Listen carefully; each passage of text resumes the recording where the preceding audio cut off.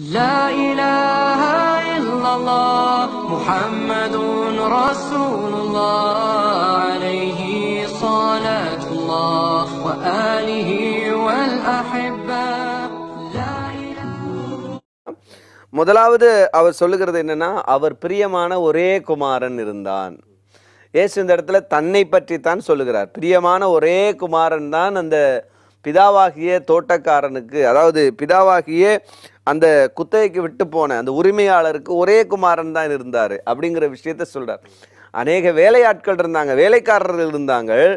ஆனோ இவர் குமாரன் என்பதையும் மற்றவர்களை காட்டிலும் இவர் விசேஷித்தவர் என்பதையும் அங்கே இயேசு சுட்டி காண்பிக்கிறத பார்க்குறோம். ரெண்டாவது கடைசியாக அப்படின்னு சொல்லுகிறார். அப்போ அவருக்கு பின்பு வேற யாரும் தீர்க்கதரிசி என்ற அந்த புதிய சட்டத்தை கொடுக்கக்கூடிய புதிய விஷயத்தை சொல்லக்கூடிய ஒருவர் வருவதில்லை என்பதை அங்கே தெளிவுபடுத்திருக்க முற்றுப்புள்ளி வச்சிட்டார்.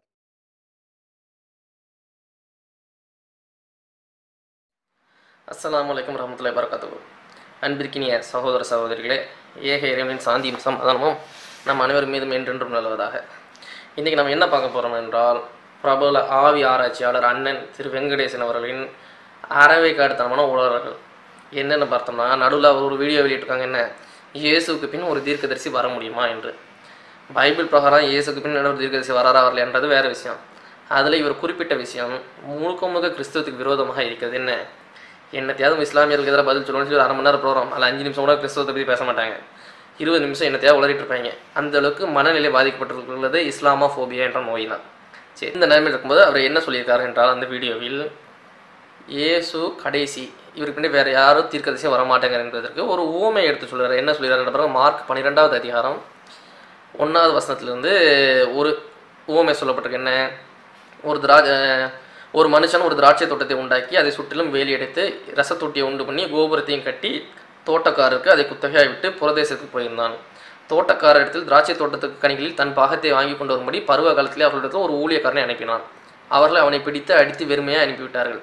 பின்பு வேறொரு ஊழியக்காரனை அவர்களிடத்தில் அனுப்பினான். அவர்கள் அவர்கள் கல்லெறிந்து தலையை காயப்படுத்தி அவமானப்படுத்தி அனுப்பிவிட்டார்கள். மறுபடியும் வேறொருவனை அனுப்பினான். அவனை அவர்கள் கொலை செய்தார்கள். வேறு அநேகரையும் அனுப்பினான். அவர்களில் சிலரை அடித்து சிலரை கொன்று போட்டார்கள். அவனுக்கு பிரியமான ஒரே குமாரன் இருந்தான். என் குமாரனுக்கு அஞ்சுவார்கள் என்று சொல்லி அவனையும் கடைசியிலே அவர்களிடத்தில் அனுப்பினான். தோட்டக்காரர்களோ, இவன் சுதந்திரவாளி, இவனை கொலை செய்யாமல் வாருங்கள், அப்பொழுது சுதந்திரம் நம்முடையதாகும் என்று ஒருவர் சொல்லிக்கொண்டு அவனை பிடித்து கொலை செய்து திராட்சை தோட்டத்துக்கு புறம்பே போட்டு விட்டார்கள். அப்படி இருக்க திராட்சை தோட்டத்துக்கு எஜமானன் என்ன செய்வான்? அவன் அந்த தோட்டக்காரரை சங்கரித்து திராட்சை தோட்டத்தை மற்றவர்களுக்கு ஒப்பு கொடுப்பான் அல்லவா? வீடு கட்டுகிறார்கள் ஆகாது என்று தள்ளின கல்லே மூளைக்கு தலைக்கையல்லாயிற்று, அது கர்த்தரால் ஆயிற்று, அது நம்முடைய கண்களுக்கு ஆச்சரியமாக இருக்குது என்று எழுதியிருக்கிற வாக்கியத்தை நீங்கள் வாசிக்கவில்லையா என்றார். சரி, இந்த ஓமையை சொல்லிட்டு அவர் என்ன சொல்கிறாருன்னா, இயேசு தன்னை குறித்து தான் சொல்கிறாரு. ஓகேங்களா? கர்த்தர் இந்த மக்களுக்காக பல வேலைக்காரர்கள் அனுப்புனாராம். அவங்களை அடித்து அவமானப்படுத்தினாங்களாம், கொண்டுட்டாங்களாம். கடைசியாக தன்னுடைய ஒரே குமாரனான, அது தன்னை இயேசு குறித்து தான் சொல்லுது. சரி, இருந்துட்டு போகுது. கடைசியாக, அதாவது இவர் தான் கடைசி, இதுக்கப்புறம் யாரும் இல்லை. இது யூதர்களை பற்றி தான் சொல்லப்படுது. இயேசுவையும் யூதர்களையும் பற்றி. யூதர்களுக்கு இந்த மாதிரி பல பேர் வந்தாங்க, அவங்க யாரும் மதிக்கல. கடைசியாக தன்னுடைய ஒரே குமாரனை அனுப்பிவிட்டார். சரி, இவர் இப்போ இந்த ஓமையை எதுக்கு சொன்னார்னு அவருக்கே தெரியாது நிஜமா. அப்படி தான் என்னோட கருத்து. என்ன, ஒரு முதலாளி இருக்கான், தன்னோட திராட்சை தோட்டத்தை குத்தகை கூட்டு போயிட்டான். ஆள் அனுப்புறான்னா எதுக்கு அனுப்புகிறான்? தன்னோட குத்தகை பணம், குத்தகைக்கு உண்டான பழங்கள், திராட்சை கனிகளை வாங்கிட்டு வர சொல்லி தான் முதல்ல ஒரு ஆள் அனுப்புகிறான். சரி, ரெண்டாவது யார் அனுப்புகிறான்? அடிச்சிட்டாங்க, கொண்டுட்டாங்க அப்படின்னு கடைசியாக தான் மகன் அனுப்புகிறான். தான் மகனை எதற்காக அனுப்பினார் என்றால், அதே திராட்சை தோட்டத்தில் தன்னோட வரண்டிய ஷேரை வாங்கிட்டு வர சொல்லி தான் அனுப்பியிருக்காரு. அவனையும் அடித்து கொண்டு போட்டாங்க.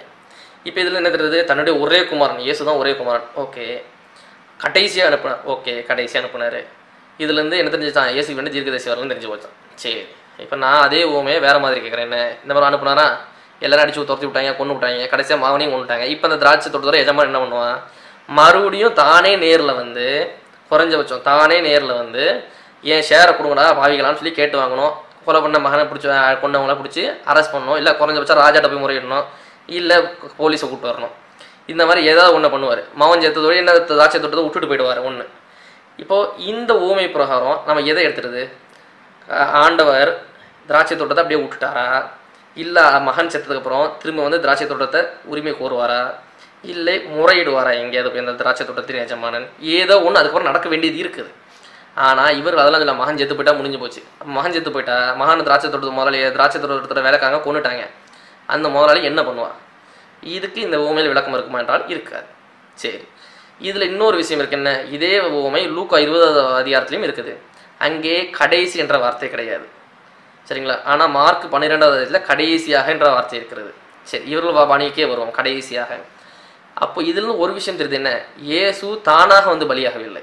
என்ன? இந்த உவமை பிரகாரம் கர்த்தர் முதல்ல வேலைக்காரன் அனுப்பியிருக்காரு.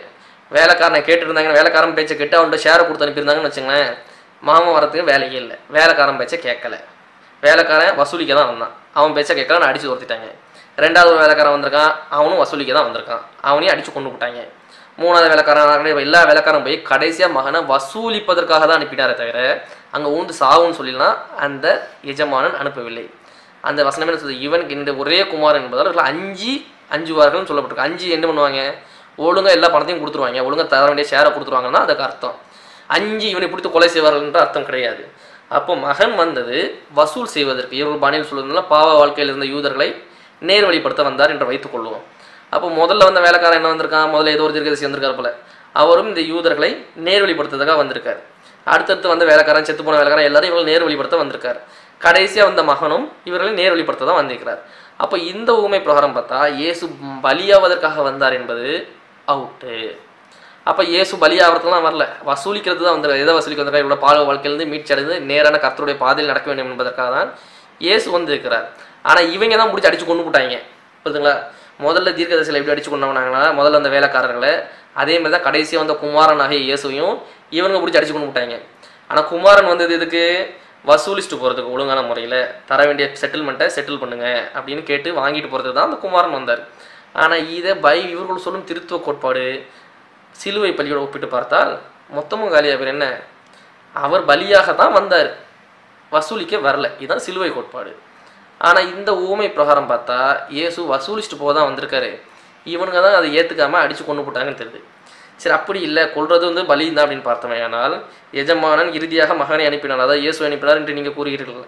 அவரை இந்த தோட்டக்காரர்களை கொண்டுட்டாங்க.